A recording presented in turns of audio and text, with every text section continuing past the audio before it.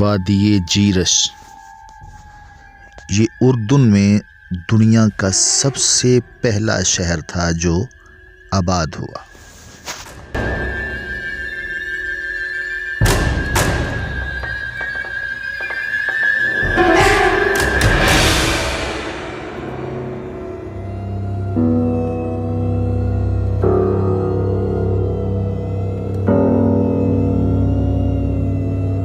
साढ़े 7,000 साल पुराना ये शहर है और ये दुनिया में सबसे पहला शहर है जिसमें कांसी का दौर शुरू हुआ था।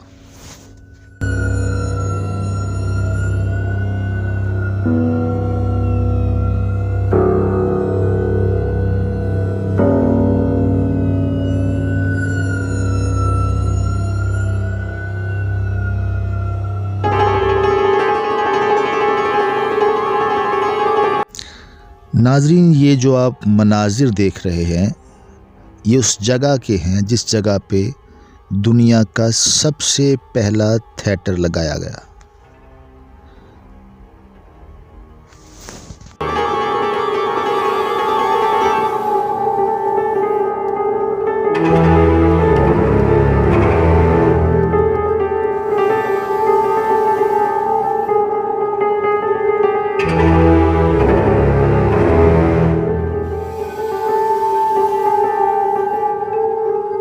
और यही वो दुनिया का सबसे पहला शहर है जिसको बाकायदा आबाद किया गया।